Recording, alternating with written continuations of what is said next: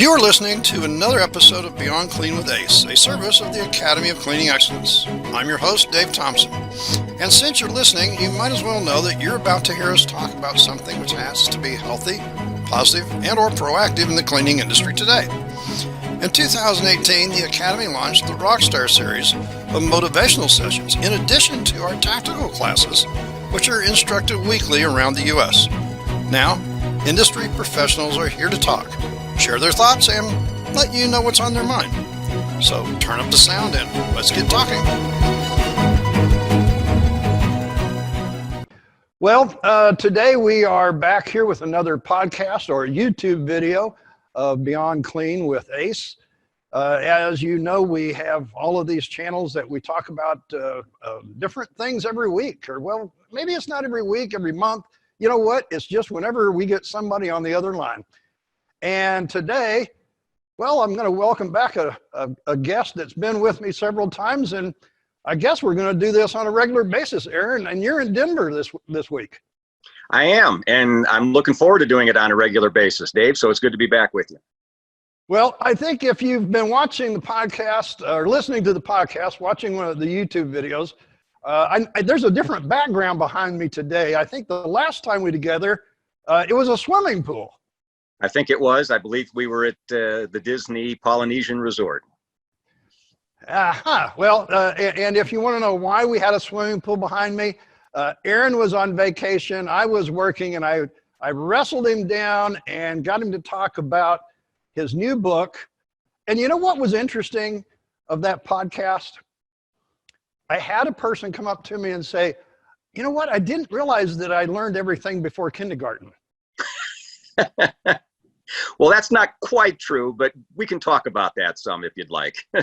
Well, but I mean, you know, the thing about it is whenever you talk, and we do this talking, Aaron, there's always somebody that has a different perception. So before we get too far into this, tell everybody that may be listening for the first time who you are and what you do, Aaron. All right. I'm a professor of management at Bradley University. That's my day job. And then my other job is working with CEOs and corporations, primarily in the area of strategic planning and in executive development. So spend a lot of time thinking about how to get people and organizations to be more effective. How to get people to be more effective. Now that is a challenge. Yes.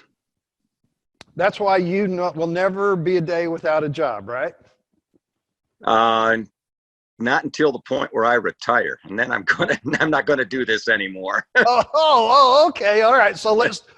Both of you and I are showing the gray facial hair, so let's talk about how close we are to that. Thanks. Thank you for reminding me. Okay. Well, I mean, somebody else is going to remind me, so I thought we might as well do it together. I mean, you know, there's always somebody who's going to say something about it. You know, so hey. I'm going with distinguished. This makes me look distinguished, Dave. I didn't say anything about how it made you look. I wasn't there, Aaron. All right. All right. So the listeners didn't come on to listen to us talk about our facial hair today. You know, I think that there's a number of things that have been on my mind this week. We just got through with a 3-day trade show here in Orlando called well, we call it FSPMA, the Florida School Plant Managers Association. It's interesting when you go to these conferences, a lot of different things come out. And since our last conversation, the information has been, the conversation has been about the gap of understanding in the workplace. And I thought it was interesting because this is kind of what you and I had talked about and led up to. And as we've been going around the nation with the Rockstar program this year, by the way, I don't know if you know this or not, but this week was the anniversary, or if you will, the birth date of the Rockstar program 1 year ago today, this week. Oh, no kidding. Really? Yeah. And where was that first launched? Right here in Orlando at the FSPMA meeting. And excuse me. You know, and it was kind of I don't know, a time for reflection. I guess that's what you would say. Yeah, an anniversary like that is an important one, but congratulations. It's been a heck of a program for that year. You know, the thing about it is you put things together like this, and You know, we spent a year putting it together. We've now been a year on the road with it. And what is interesting is there are a number of different generations that come to the meetings for the Rockstar program. And a Sure. couple of things we want to talk about today, folks, is, you know, the 4 generations that are in the workplace and how we always get them to work together. And back to the kindergarten thing, do you want to kind of clear that up so that the listeners that may have not heard last podcast can understand where we're going? Sure. The basic idea is that as human beings, so much development occurs between the ages of 2 to 5 that basically 80 to 90% of our learning is probably in by about the time we've hit 5 years old. Now, what we're doing is we're going broad, but we're going narrow. So we have a broad range of exposure to a lot of things in life, but it's pretty shallow. And what we then wind up doing for most of the rest of our life is we pick the areas that are important to us, and then we'll go deep in those areas. So for some people, it's golf. For some people, it's football. For some people, it's work, you name it. We'll go deep in those areas. But then when we get outside of those areas where we've got particular interest or expertise, we pretty much go back to that basic 5-year-old mind. By the way, in all fairness, though, when we talk about things like cleanliness, maintenance, that type of thing, as 5-year-olds, we'd already learned that, you know, if we pick up after ourselves and we keep our room neat, that's probably a good idea. And I've told people before, I said, you realize how much of the global pollution problem we could solve if everybody just clean up after themselves? So it's, in a sense, it is that simple. But once you get into it and you start going deep, that's where the complexity starts. So then why is it that we don't go back to that 5-year-old mentality of just picking up after ourselves? You know, I mean, I hear from custodians all the time that are saying, if they would just pick up after themselves and make my job easier, I could do more and provide more. Why do we not do that then? Life gets in the way, and our development processes get in the way. So, you know, you and I say that, and probably when you and I were in preschool or kindergarten, we had teachers who told us that. Well, who's telling kids that today?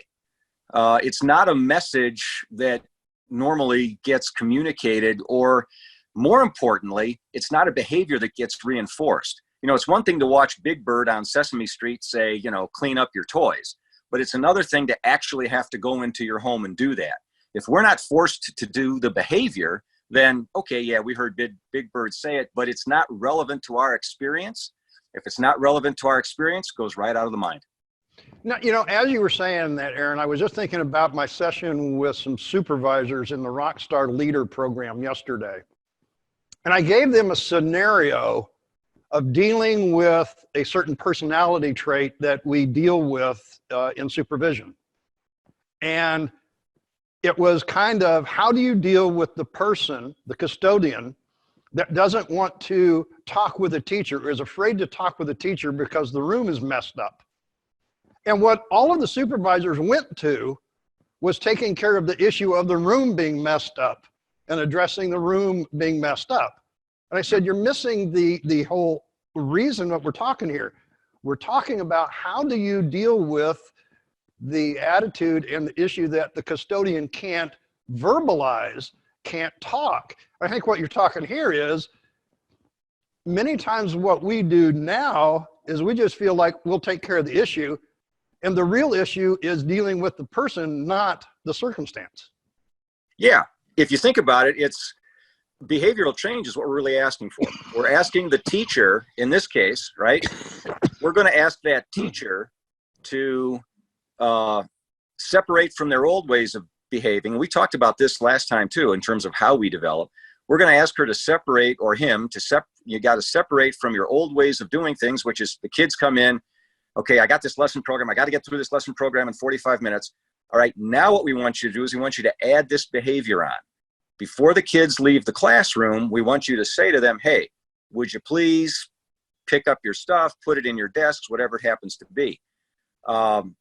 We don't do that naturally. You know, the teacher's got their mindset on, I got to get through this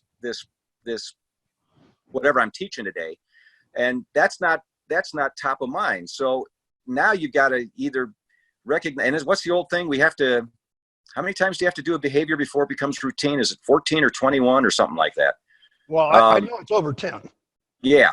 So now you're asking that custodian to go in and say, hey, if you asked your students to do this, it might make things a little easier. Now, oftentimes, this is why I'm so glad you've done the Rockstar program, right? We forget the people who make our space habitable, make our space productive, make our space healthy, right? And we don't see it as a collaborative effort where in order for me to do my job, and I'll talk as a university professor, right? In order for me to do my job, when I walk into that room, things got to be functional, okay? The desks have to be clean. The environment has to be healthy. The technology has to work. And we get to a point where we just sort of take it for granted because, well, that's the way it is. That's just the way it always is. And you really don't think much about it. So you as a professor on that side of it, how much do you really actually think about what it took to get it that way so that you could do your job effectively and the students could learn? Right. The old, we make our spaces and then our spaces make us type of thing. Okay. So we're in a situation right now this semester where our building's not quite ready yet from a construction standpoint. We're in temporary quarters. Oh, that's so gotta be fun. Yeah, it is. So I'm teaching in a room in our library. And I can tell you from a teaching standpoint that we're doing okay, but it's not going to be the same level of performance I'm going to be able to get once we're in our designated space. Well, you also, I can already tell by just the way that you're slowing down, the way that you're talking and your body language to me right now, is that you don't feel like you're performing well either. No, because I'm off, right? I don't know where to stand. I don't know where to move. I don't know how to position myself in order to be able to communicate with them. The space is really not set up for classroom education. And that's the other part that I think teachers got to begin to realize is when you've got junk floating around on the floors, on the desks, on the countertops, whatever it happens to be, it's not set up for education. We can't do our job. But, you tell me, I can probably tell you, but you tell me from our College of Education standpoint, right? Ask me how many courses our teachers take in physical management of their classroom space. And I'll tell you right now, the answer is none. Yeah, I was just about ready to go that big fat zero. And this is the same thing that we're talking about in the Rockstar program is nobody has actually taught us how to deal with the personalities of the people that we supervise or manage. We have always been dealing with the issue of the practice, the tactical part, not the mental part, the people part. And that was what was so fun with this program. And you and I have talked about, because this is, and what, as you do there, it's managing the thought process, the mentality before you get to the tactical. Right. And let's be honest, we're all guilty of this though too, right? We sort of take it for granted that when I come into my office in the morning or when I go into that classroom, things are going to be okay. Yeah. And the only time it's like, I remember a number of years ago, I was working with a company that did heating and air conditioning. And I remember their COO talking to me, and he said, the problem with our business is air. And the only time you notice air is when it's not right. Right. When it's too hot. Absolutely. It's either too hot, it's too cold, or it smells. Other than that, we don't pay any attention to air. And unfortunately, I think we get that way with the spaces that we're involved in. So we wind up walking in and we just assume it's going to be that way. And now I'm in this goofy situation where this isn't a normal classroom, right? What's going on here? And trying to accommodate. And I'm beginning to realize that, we take a lot of this stuff for granted. And that's sort of the first challenge is awareness. If we're not aware of it, okay, then it can't impact our behavior. So the first thing is to make the teachers, in this case, aware that, the environment does affect the way you learn. But the problem is, oftentimes the custodian does that. They're going to look at them like, who are you? I'm a teacher. I got a degree in elementary and secondary education. I know how to teach. who are you to tell me that? So for instance, in the case you're specifically talking about, I'm sorry, folks, that's an end run. You go to the principal, you go to the superintendent, and you say, are you aware that you may be having an issue here with student learning because of the environment they're in?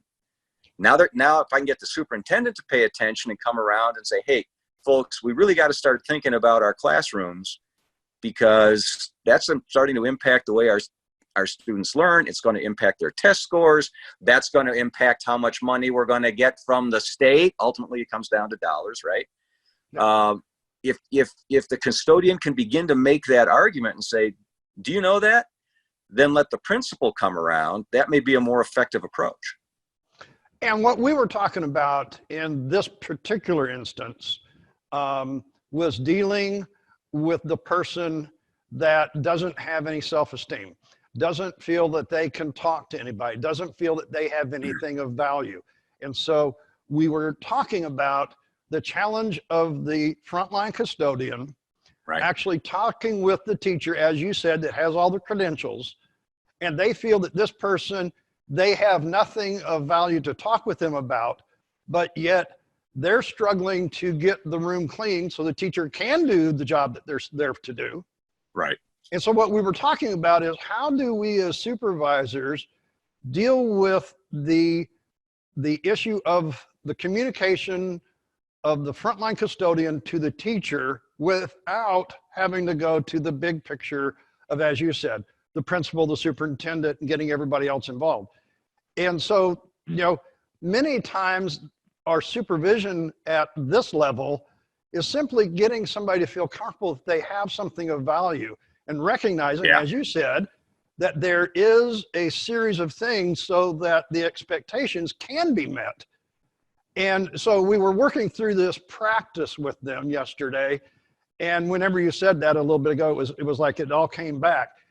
This is the challenge of management, correct? Is dealing with, yes, the people that we manage. Yes. You know, yeah, when I talk to, and I still teach that class when we do management theory here at Bradley, the first thing I tell them is, well, what is management? And the best definition I've ever heard, and the scary thing is this goes back to 1920, and a woman by the name of Mary Parker Follett, who said, well, management is the art of getting things done through people. Now, you do such a superb job in your program of getting them to understand it's not just about cleaning. It's about creating an environment, right?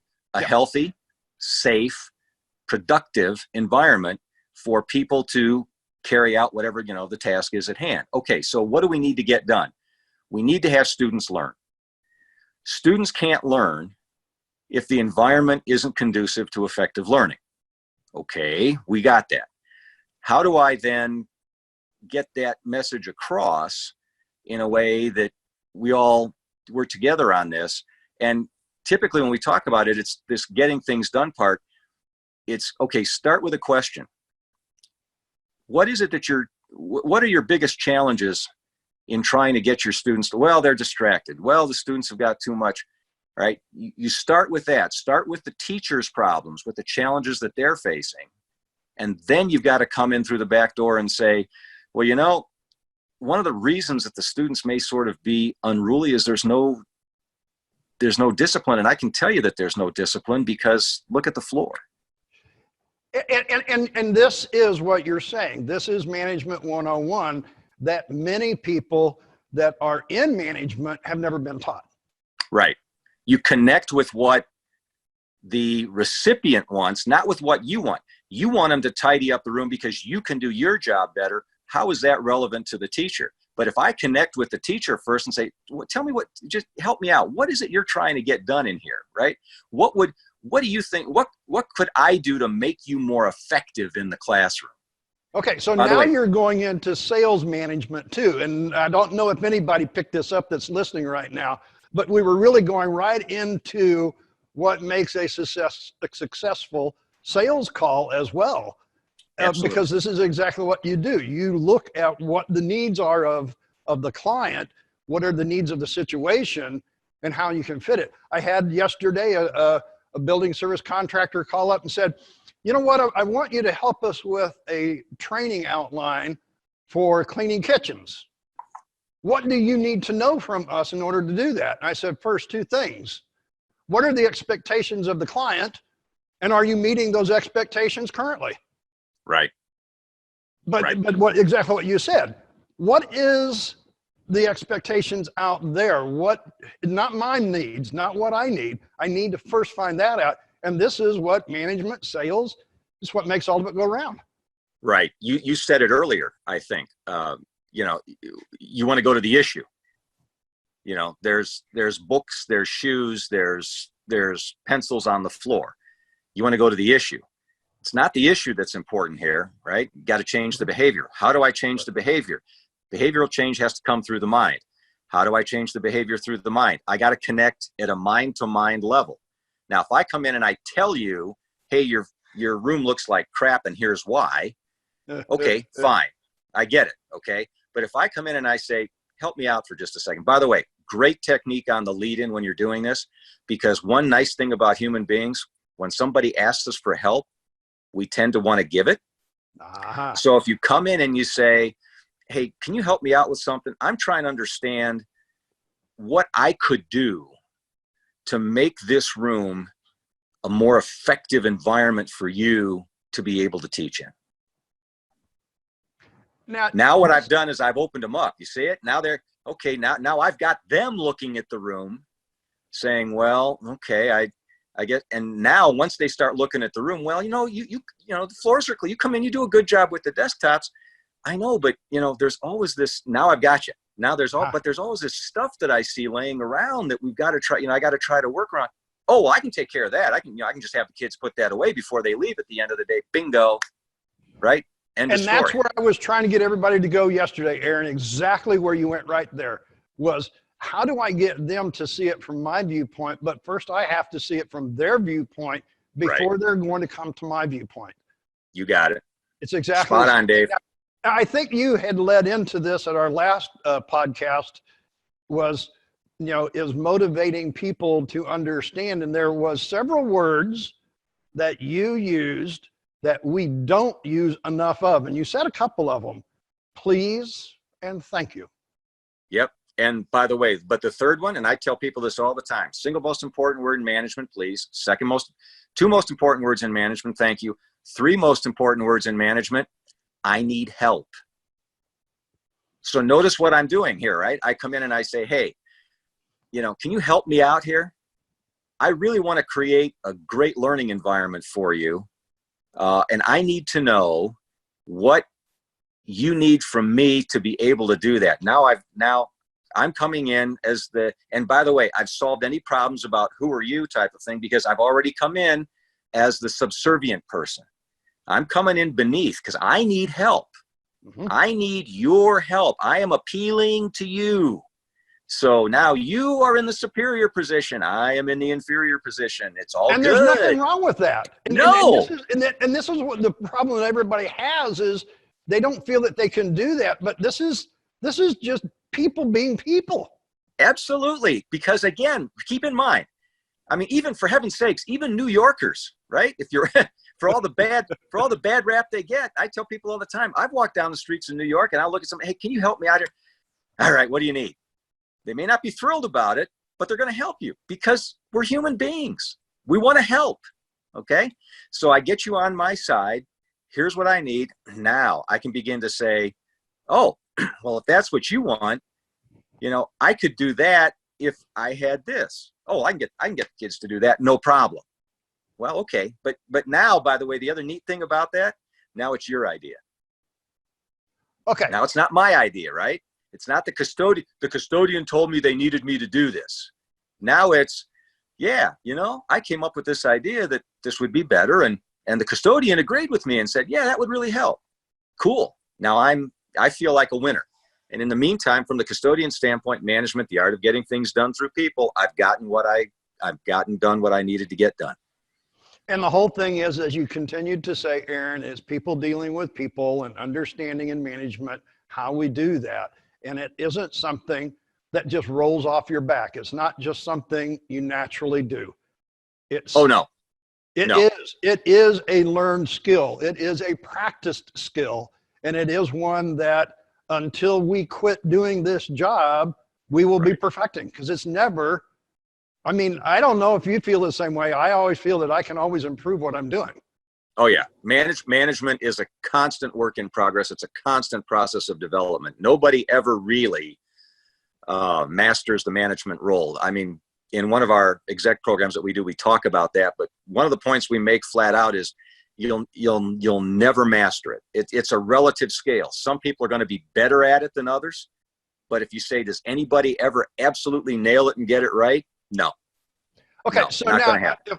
if I remember right, you're in Denver talking with young entrepreneurs. Yes. Okay, so let's talk a little bit about, when you're talking about this, we're dealing with, in the custodial industry, about 4 various different generations, distinctive generations. Mm-hmm. And these learning skills of how to work with people are different. You're working with young entrepreneurs, which probably are not going about this the same way that I, as a baby boomer, went about it. No, absolutely not. Most of this particular cohort, most of them are Generation X.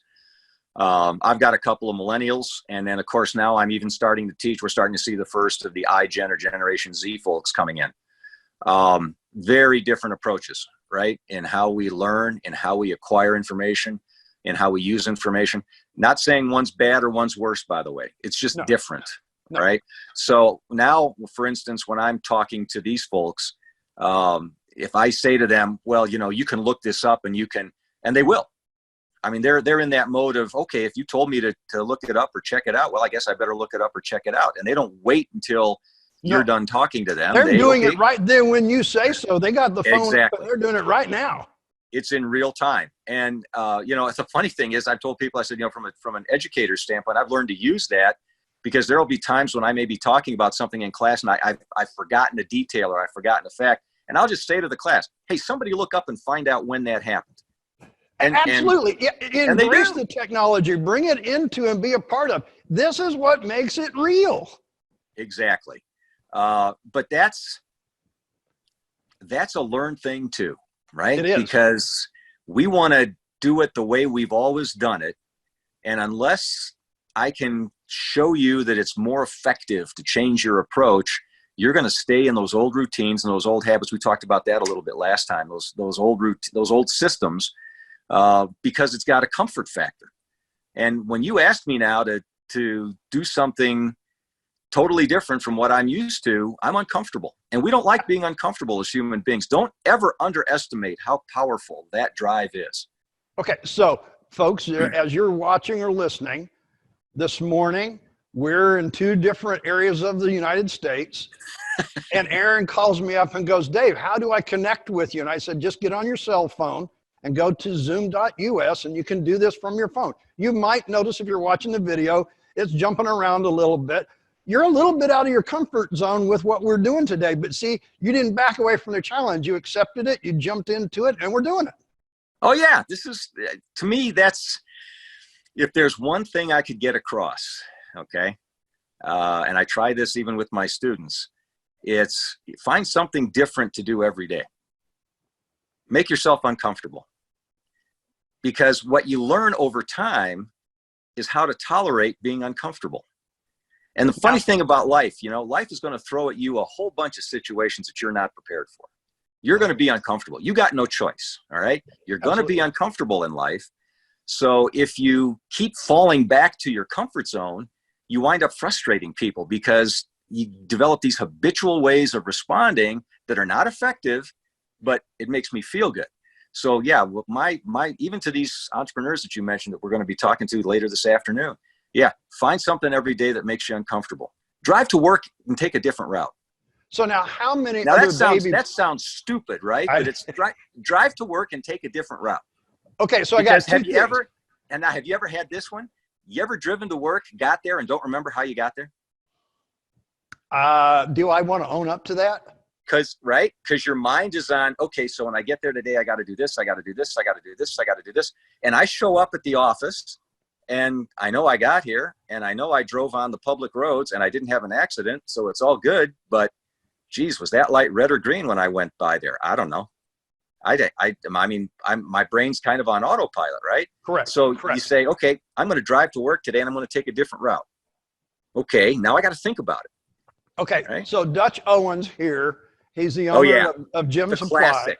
Have you ever, you know the classic that he uses, right? And Yep. so if you're listening to the podcast, folks, sometimes you'll have to get with either Aaron or I and find out the classic Dutch Owens change your morning routine. We're not going to tell you what it is. You're going to have to contact one of us to find out. Yeah. But it's a classic. It is. And by the way, I've done it and he's right.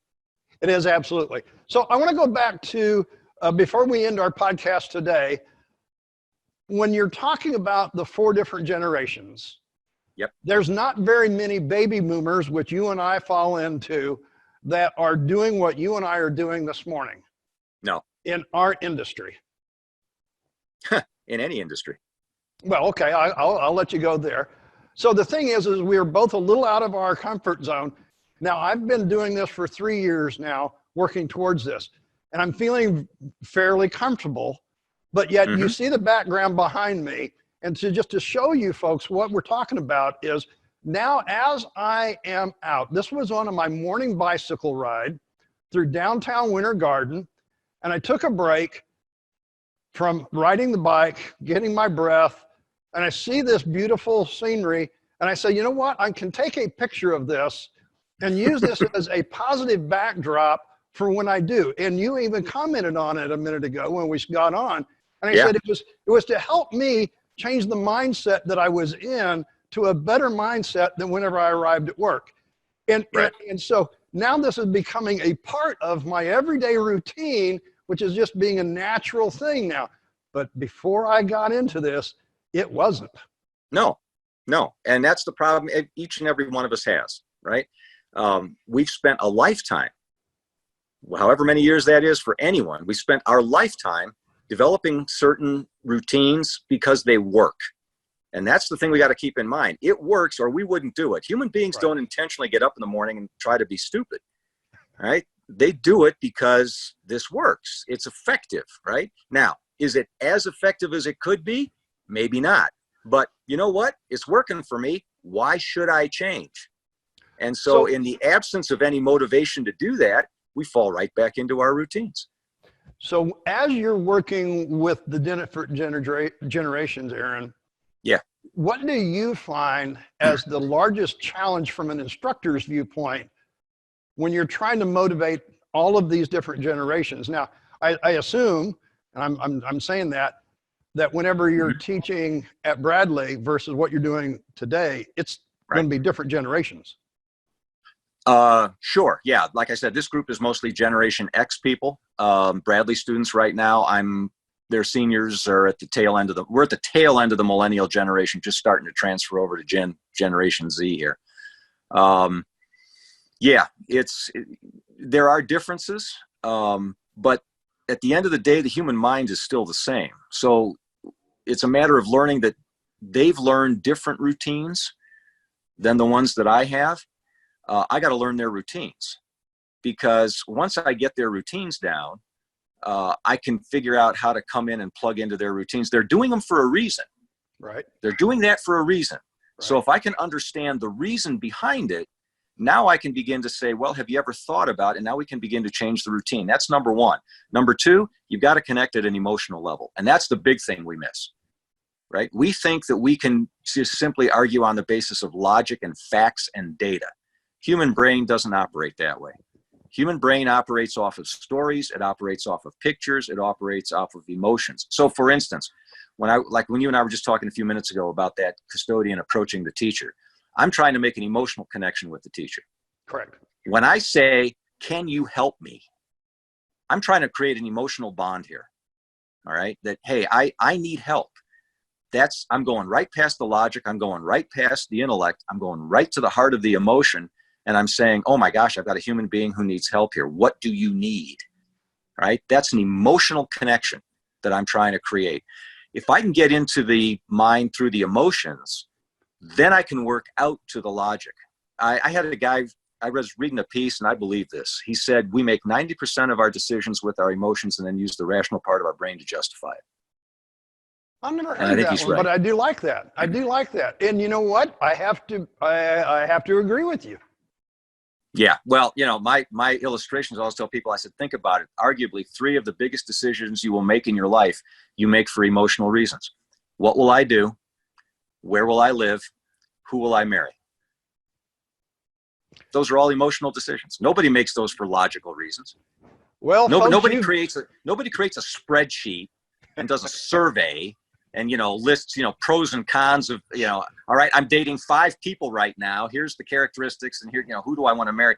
By the way, if you're in a relationship like that, get out, because it's not going anywhere good. from the words of Aaron. You know what, Aaron? You and I could sit here and we could talk for hours, but I don't think that people listening today really want to continue for that many hours with us. So I have to say thank you, Aaron, for joining and doing this. You're in Denver, we're in Orlando. So see, it just proves, folks, that no matter what's going on in your world, if you schedule, you have a commitment, and you want to do something right, there's technology out here and we can do that. Hopefully you've learned something today as you listen. Aaron, I always ask you this. Do you have a parting thought before we leave for today? Keep in mind that last part of our conversation, right? We make 90% of our decisions with the emotional part of our brain, and then we use the rational part to justify it. We've got to learn to start connecting with one another at that emotional level. And technology is an enabler. But at the end of the day, the technology cannot fully capture the essence of the emotional bond. You and I can work like this, Dave, because we've got an emotional connection. So the technology is a great enabler. For the people that are out there that are having to live this every day, you've got to make the effort to create that emotional connection, because you can't assume the other person's going to do it for you. Folks, you've been listening to Aaron. I can never say it right. I always am going to. Buchko is fine. Buchko. There you go. Got it You right. are the man. And he's a professor over at Bradley University. We've had the great opportunity to be connected through the SSS program. And if you've been on one of our podcasts or YouTubes before, you know that the thing that kind of connected us to start with was a little program called Kahoot. If you want engagement and you want something that just goes over all of these generations, and what actually was the key that Aaron helped me make the Rockstar program really impactful, it was that one little thing. So get hold of Aaron or I, and we'd be glad to talk to you about that and the Dutch Owens Change for Your Morning. There you go. So you've been listening to Beyond Clean with Ace, with Aaron and Dave here. Check out all of our YouTube videos. We've got hundreds of them out there. We've got the podcast channel. We've got the Academy of Cleaning Excellence, where we have all of our tactical programs. And of course, as we've been talking, the Rockstar program. Before I go, I just want to let you know, Aaron, our voting for the National Rockstar of 2012 or 2019 is over 85,000 votes today. Oh my gosh. We've still got 2 months of voting to go. So folks, if you want to see what the Rockstar program is all about, go to rockstarcustodian.com. If you know some of the 12 finalists, you can vote for them.